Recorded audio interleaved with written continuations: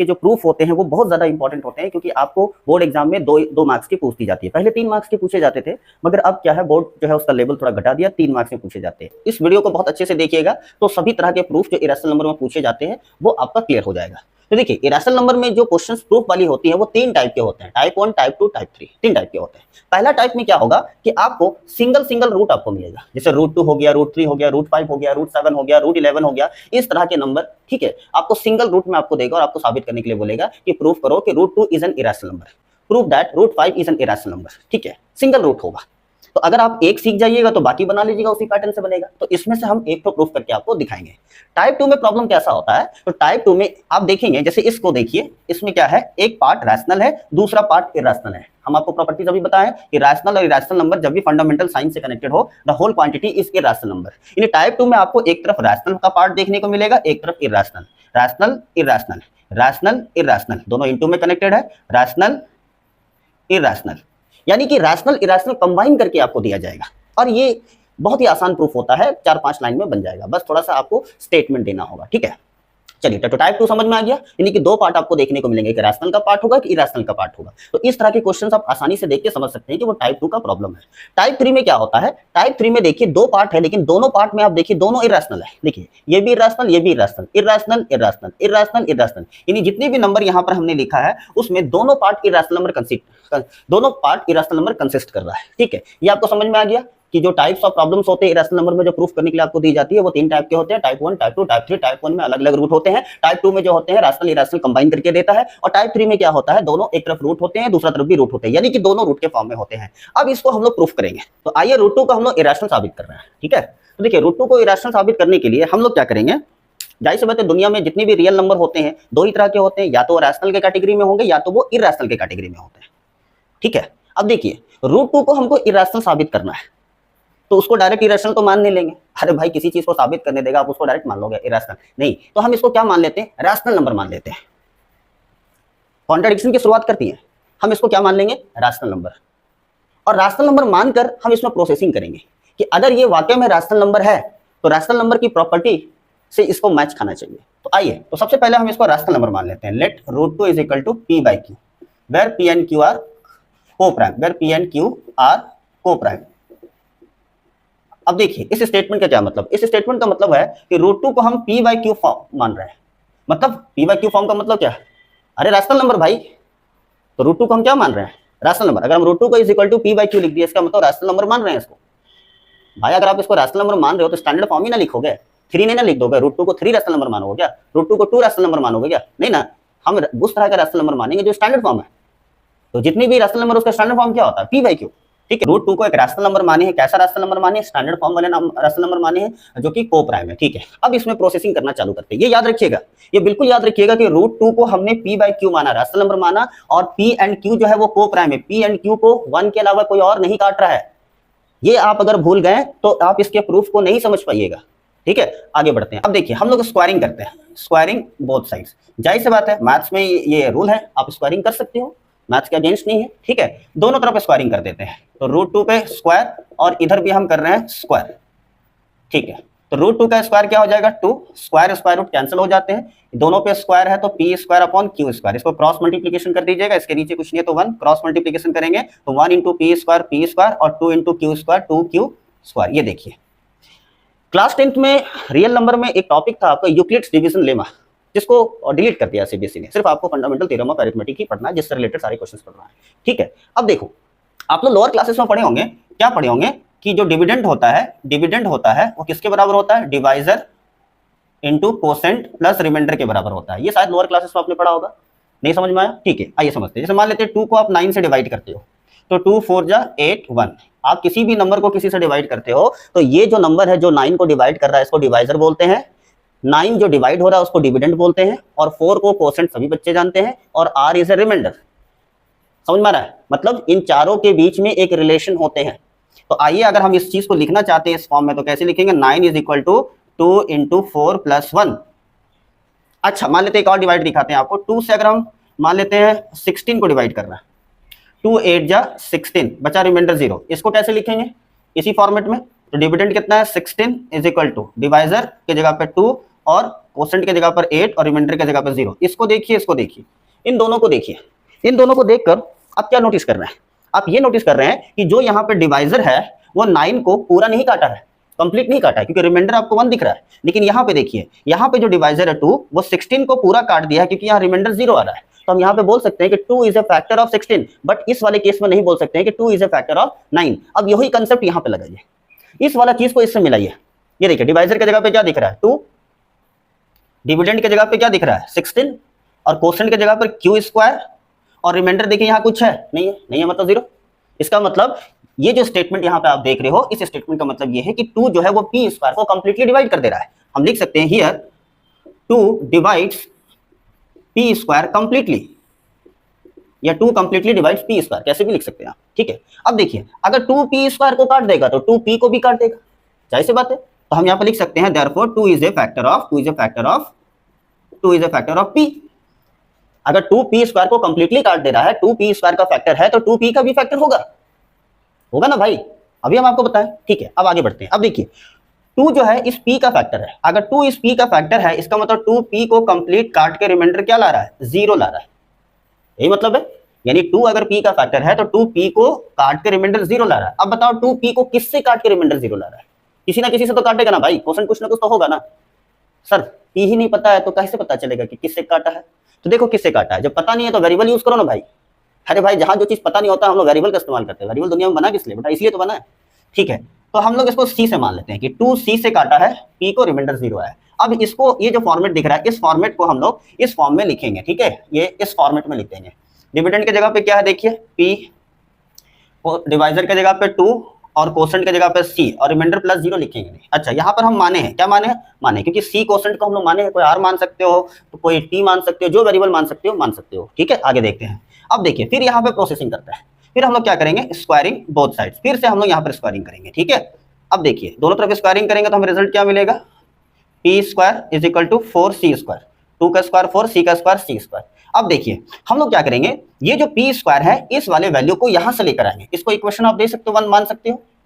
अब देखिए, यहाँ पे पी स्क्वायर किसके बराबर है 2q स्क्वायर के बराबर है, तो हम पी स्क्वायर की जगह पर 2q स्क्वायर नहीं लिख सकते हैं? बिल्कुल लिख सकते हो। और यहाँ ब्रैकेट में फ्रॉम इक्वेशन 1 का रेफरेंस दे दो कि आप पी स्क्वायर को 2q स्क्वायर क्यों लिखे, रेफरेंस दे दिए फ्रॉम इक्वेशन 1। अब देखो, 2 को डिवाइड में भेजोगे तो 4 को काटेगा, तो रिजल्ट हमें क्या मिलेगा 2c स्क्वायर। अब ये कॉन्सेप्ट को देखिए, ये जो स्टेटमेंट यहाँ पर आप देख रहे हो वेरिएबल्स के फॉर्म में, ये स्टेटमेंट बिल्कुल इसी स्टेटमेंट के जैसा है। तो अगर 2 यहाँ पर पी स्क्वायर को डिवाइड कर दे रहा है, 2 यहाँ पर डिवाइजर है पी स्क्वायर का, और रिमाइंडर 0 ला रहा है, तो वही कॉन्सेप्ट तो यहाँ भी लग रहा है ना कि 2 जो है वो क्यू स्क्वायर को कंप्लीटली काट दिया है। यहाँ पे लिख सकते हैं here 2 divides Q square completely, therefore 2 is a factor of Q. समझ में आया? ये स्टेटमेंट यहां तक समझ में आया? अब बात को समझिए, हम जो रूट 2 को माने थे, अब बात को समझिए, हम लोग रूट 2 को क्या माने थे, सिंपलेस्ट फॉर्म है पी एंड क्यू आर को प्राइम, यानी पी क्यू को 1 के अलावा कोई और नहीं काट रहा है। दोनों का एससीएफ हम लोग क्या माने थे, इन दोनों का एससीएफ माने थे हम लोग 1, इसको हम को प्राइम बोल रहे हैं। लेकिन देखिए, पी को 2 भी काटा और क्यू को 2 भी काटा, यानी पी क्यू का एससीएफ क्या है 2 है। बात समझ में आ रहा है? माने क्या थे, सिर्फ एससीएफ 1 है। और आ क्या गया, प्रोसेसिंग करने के बाद आ क्या गया, जब हम इस पे कानून लगाए, हम इस पे मैथ्स के फॉर्मूले का कॉन्सेप्ट यूज किए, जब हम इस पे कानून लगाए, इस पे प्रोसेसिंग किए, तो हमें रिजल्ट क्या मिल रहा है कि पी क्यू को 2 भी काट दे रहा है। इसका मतलब अगर हम इसको रैशनल नंबर माने हैं तभी तो ऐसा कॉन्सेप्ट आया ना। अगर हम इसको रैशनल नंबर नहीं मानते, रूट 2 को रैशनल नंबर नहीं मानते, तो इस तरह का कॉन्सेप्ट आता है। इसी को तो कॉन्ट्रडिक्शन बोलते हैं कि हम इसको 1 माने थे, बाद में देखने को रिजल्ट हमें मिल रहा है कि भाई वो 2 से भी कट जा रहा है। इन दोनों का एससीएफ को 1 माने थे, बाद में इसमें और रिजल्ट हमें देखने को मिल रहा है कि वो 2 से भी कट जा रहा है। तो कॉन्ट्रडिक्ट हुआ कि नहीं हुआ? अरे पहले जो माने थे बाद में वो चीज आ पा रहा है, नहीं आ पा रहा ना, इसी को तो कॉन्ट्रडिक्शन बोलते हैं यार। तो ये रूट 2 को रैशनल नंबर मानने से कॉन्सेप्ट कॉन्ट्रडिक्ट कर जा रहा है।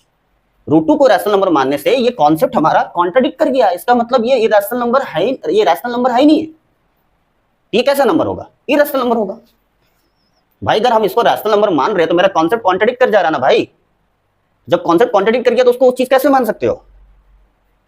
ठीक है, इसीलिए ये क्या हो गया हमारा इरेशनल नंबर। तो जितनी भी क्वेश्चन आप देखेंगे रूट 3, रूट 5, रूट 7, सबको ऐसे ही बनाना, सेम प्रोसेस। लास्ट में हम लोग लिख लेंगे, स्टेटमेंट लिख लेंगे, क्या लिख लेंगे this arises contradiction on the basis of contradiction we can say that root two is an irrational number लिख लेंगे, ठीक है लास्ट में। ये समझ में आ गया। तो टाइप 1 का कोई भी प्रॉब्लम आपको दे दे, रूट 2 दे दे, रूट 3 दे दे, रूट 5 दे दे, बिल्कुल सेम प्रोसेस को फॉलो करना है, ठीक है। उम्मीद करते हैं कि आप समझ गए होंगे। आइए देखते हैं टाइप 2 पे हम लोग डिस्कशन करेंगे, ठीक है, जिसमें आपको रैशनल इरेशनल दोनों मिल रहा हो। तो देखिए इस तरह के क्वेश्चंस को कैसे प्रूफ करेंगे। जाहिर सी बात है जितनी भी रैशनल नंबर होते हैं वो टाइप 1 के हो, टाइप 2 के हो, टाइप 3 को, सबको हम रैशनल नंबर मानते हैं, क्योंकि हम सभी कॉन्सेप्ट को कॉन्ट्राडिक्ट करने वाले हैं। कॉन्ट्राडिक्शन के बेसिस पे ही दुनिया के हर इरेशनल नंबर प्रूफ होता है, ठीक है। तो इसको सबसे पहले हम लोग क्या मान लेंगे, रैशनल नंबर मान लेंगे। Let 2 + 3 √5 is equal to rational number. कैसा रैशनल नंबर मान रहे हैं, जिसका एचसीएफ 1 है, यानी बोथ आर को प्राइम। लिखेंगे where P and Q are coprime, ठीक है। अब देखो क्या करेंगे, जो भी यहाँ पे रूट में जो क्वांटिटी है उसको अलग कर देंगे, बाकी सबको उधर भेज देंगे। यही कॉन्सेप्ट लगाना है। यानी टाइप 2 की जितनी भी प्रॉब्लम्स आप देखेंगे उसमें जो भी रूट में होंगे उस रूट को हम लोग एक तरफ करेंगे, बाकी जो भी रैशनल का कॉन्सेप्ट होगा उन सबको उधर कर देंगे। बात को समझिए। जैसे कहने का मतलब क्या है बताइए, 2 + 3 √5, हम √5 को यहां रखना चाहते हैं, तो सबसे पहले कौन बाहर जाएगा, उस तरफ जाएगा, 2 जाएगा, क्योंकि √5 से 2 कैसा कनेक्टेड है, प्लस में है, ठीक है। तो 2 को हम पहले उधर भेज देते हैं, -2।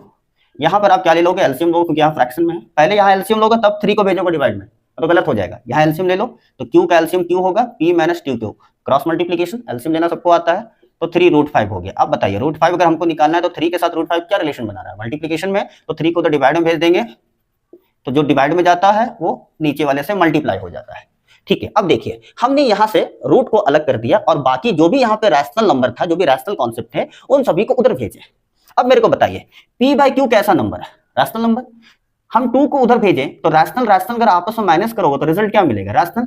रैशनल को रैशनल से डिवाइड करोगे तो भी रैशनल, यानी इधर जो भी क्वांटिटी आया है वो सभी का सभी रैशनल है और आपस में प्लस माइनस और डिवाइड हो रहा है। इसका मतलब इधर वाली जो क्वांटिटी है वो सभी का सभी रैशनल नंबर है, यानी the whole quantity is a rational number. समझ में आ रहा है। अब देखिए √5 को क्वेश्चन ने क्या कहा, √5 एक इरेशनल नंबर है। कभी कभी ये स्टेटमेंट आपको दे देता है, कभी कभी नहीं देता है। नहीं देगा तो आप इसको खुद से इरेशनल नंबर बोलेंगे, क्योंकि ये पहले से इरेशनल नंबर है, ठीक है। अब बात को समझिए, इधर का क्वांटिटी रैशनल, इधर का क्वांटिटी इरेशनल। आप हमें बताइए कि √5 को आप इरेशनल भी बोल रहे हो और √5 रैशनल के बराबर भी बोल रहे हो। एक ही टॉपिक पर दो तरह की बातें हो रही है, या तो √5 इरेशनल होगा या तो √5 रैशनल के बराबर है। यानी या तो √5 को तो रैशनल बोलोगे या तो √5 को तो इरेशनल बोलोगे, या दोनों चीज कैसे बोल सकते हो। कॉन्ट्राडिक्ट कर रहा है कि नहीं कॉन्सेप्ट। ये कॉन्ट्राडिक्शन कैसे पैदा हुआ, ये कॉन्ट्राडिक्शन कैसे पैदा हुआ, अरे भाई इसको रैशनल मानने से पैदा हुआ कि आप इस क्वांटिटी को रैशनल नंबर मानते ही नहीं, तो ऐसा कॉन्सेप्ट आता ही नहीं। समझ में आया। इसका मतलब ये समझ में आया कि the whole number is an irrational number. इसको लिखेंगे कैसे, इसको ऐसे लिखेंगे, therefore P - 2Q / 3Q is a rational number. आप दे सकते हो ऐसे रैशनल नंबर, ये एक रैशनल नंबर है, ठीक है। सिंस रीजन दो क्यों ये रैशनल नंबर है, since P and Q are integers. ऐसे बता रैशनल नंबर में क्या होते हैं, इंटीजर्स होते हैं, P and Q are integers, are integers. ये क्या है, इंटीजर्स है। तो इंटीजर इंटीजर के साथ प्लस माइनस इंटू डिवाइड करें तो रिजल्ट इंटीजर्स आएगा, and all integers are rational number, उसी के बच्चे हैं। समझ में आ रहा है।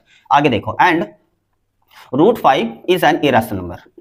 ये इरेशनल नंबर है, क्वेश्चन में गिवन दे रखा है। अगर क्वेश्चन में नहीं भी गिवन दिया हुआ है तो भी आप डायरेक्ट लिख सकते हो, ठीक है। समझ में आ गया। अब उसके बाद देखिए, उसके बाद आप स्टेटमेंट लिख सकते हैं कि a rational and irrational can never be equal, दोनों बराबर नहीं हो सकता, ठीक है। This arises contradiction and on the basis of contradiction we can say that 2 + 3 √5 is an irrational number. इस तरह के स्टेटमेंट आप लिख सकते हो, ठीक है। This arises here, this arises contradiction on the basis of contradiction, we can say that the given number is a irrational number। बात समझ में आया। तो टाइप 2 की जितनी भी प्रॉब्लम होंगे ना, उसमें से रूट को अलग करो, रूट को एक तरफ करो, एलएचएस में रूट को रखो, बाकी सबको उधर भेज दो। 3 लाइन खाली करना है, 1 2 3 4 लाइन मुश्किल से यहाँ पे करना है। बाकी उधर जो भी आया उसको रैशनल मानो, इधर जो है वो irrational. Rational irrational can never be equal.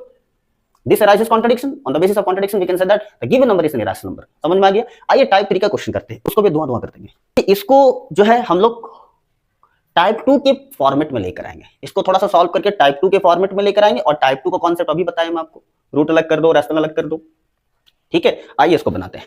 तो सबसे पहले हम लोग इसको क्या मान लेंगे, रैशनल नंबर मान लेंगे, ठीक है। P/Q where P and Q are coprime, where P and Q are coprime, ठीक है। अब देखिए हम लोग क्या करेंगे, जितनी भी इस तरह के प्रॉब्लम दे, दोनों में रूट हो, दोनों तरफ रूट हो, तो हम लोग क्या करेंगे, पहला स्टेप क्या करेंगे, squaring both sides, squaring both sides, दोनों तरफ स्क्वायर कर देंगे। अब स्क्वायरिंग करके हमें फायदा क्या होगा वो तो तब समझ में आएगा जब हम आपको स्क्वायरिंग करके दिखाएंगे। अब बताइए ए प्लस बी का होल स्क्वायर सभी बच्चे जानते हैं भाई, लोअर क्लास में 7th क्लास से पढ़ते हुए आ रहे हैं। तो फॉर्मूला क्या होता है, ए का स्क्वायर प्लस बी का स्क्वायर प्लस 2 इंटू ए इंटू बी। पहले वाले को ए बोलते हैं, बाद वाले को बी। ए का स्क्वायर प्लस बी का स्क्वायर प्लस 2 इंटू ए इंटू बी। इसको सॉल्व करेंगे तो P square upon Q square. आइए इसको पूरा सॉल्व करते हैं। रूट 2 का स्क्वायर 2 होता है, रूट 3 का स्क्वायर 3 होता है, रूट रूट मल्टीप्लाई होते हैं, number number, rational rational multiply, irrational irrational multiply. Clear है? तो रूट 2 इंटू रूट 3 रूट 6 हो जाएगा, 2 root 6 is equal to p square by q square. 2 plus 3 5, 2 root 6। कुछ बच्चे इन नंबरों को इससे जोड़ देता है, नहीं, इरेशनल नंबर इरेशनल आपस में जुड़ेगा, यानी सेम रूट आपस में जुड़ते हैं। इसके पास रूट नहीं है इसलिए आपस में जुड़ने रहे। क्लियर है? ये सब बेसिक कैलकुलेशन जानते होंगे यार। ठीक है, P square by Q square. अब बात को समझो, ये क्वेश्चन को देखकर आपको कैसा फीलिंग आ रहा है, कैसा फीलिंग आ रहा है? अच्छा आ रहा है? अरे टाइप 2 का प्रॉब्लम बन गया भाई। देखो ना, एक तरफ रूट है एक तरफ रूट नहीं है, दो पार्ट है। तो अब टाइप 2 में तो तू एक्सपर्ट है ही हो, अभी थोड़ी देर पहले बताए थे यार। अब कर दो इसको सॉल्व, बहुत आसान है। रूट को अलग करना है, पहले रैशनल को उधर भेज दो, फिर इसका एलसीएम ले लो, Q square P square minus 5 Q square, 5 Q square, और फिर हम लोग इधर सॉल्व कर देते हैं। तो रूट 6 इज इक्वल टू हो जाएगा P square minus 5 Q square upon 2 q square. अब देखिए रूट सब अलग हो गया, आसानी के लिए। यानी जितनी भी प्रॉब्लम्स आपको देना इस टाइप का प्रॉब्लम जिसमें दोनों तरफ रूट हो, तो सबसे पहले आप स्क्वायरिंग करना। स्क्वायरिंग करने के बाद a प्लस बी का होल स्क्वायर, अगर यहाँ माइनस हुआ तो a माइनस बी का होल स्क्वायर टूटेगा। उसके बाद जो इसमें प्लस माइनस और उसको प्लस माइनस कर दो, उसके बाद रूट वाले पार्ट को अलग करके सबको उधर कर दो। रैशनल, ये तो जाहिर सी बात इधर का पार्ट रैशनल है, तो इधर से सारे रैशनल को उधर भेज दो। रैशनल रैशनल आपस में प्लस माइनस होकर रैशनल ही तो कहलाएगा। रैशनल नंबर की प्रॉपर्टीज बताए थे कि नहीं बताए थे? हाँ, रैशनल रैशनल मिलेगा तो रैशनल, साफ पानी को साफ पानी से मिला होगा तो गंदा पानी थोड़ी बनेगा यार। समझ में आ रहा है कि नहीं आ रहा है? ठीक है, चलिए तो यहाँ पर आप लिख सकते हो, देखिए ये पूरा नंबर रैशनल नंबर आप लिख सकते हो। Here p square minus 5 Q square upon 2 q square is a rational number, is a rational number since reason क्या है, p and q are integers, p and q are integers. ठीक है, p and q are integers and root 6 is an irrational number. Sir question में तो ये irrational number बोला नहीं है कि रूट 6 एक इरेशनल नंबर है। नहीं बोला है तो आप मान लीजिएगा, 2 मार्क्स का तो पूछेगा यार, आप क्या रूट 6 को इरेशनल प्रूफ करोगे? बड़ा 1.5 पन्ना लग जाएगा, मार्क्स के हिसाब से भी तो काम होगा। अगर 3 मार्क्स का देता तो चलो रूट 6 भी प्रूफ कर देते इरेशनल, 2 मार्क्स का तो क्वेश्चन देता, सीबीएसई बटा इसका लेवल डाउन कर दिया है। समझ में आ रहा है कि नहीं आ रहा? हाँ तो ठीक है। And this arises contradiction, this arises contradiction, contradiction on the basis of contradiction the given number is an irrational number. समझ में आ गया? तो हमने आपको इरेशनल नंबर क्या होते हैं, इरेशनल नंबर किस किस तरह के प्रूफ पूछे जाते हैं, इरेशनल नंबर में अलग अलग टाइप के प्रॉब्लम्स होते हैं, आप घर में इसको प्रैक्टिस कीजिए। किसी स्टूडेंट्स को अगर कोई दिक्कत हो, कोई प्रॉब्लम हो, तो आप हमें कमेंट बॉक्स में कमेंट कर सकते हैं, अपने क्वेश्चन भी भेज सकते हैं। ठीक है।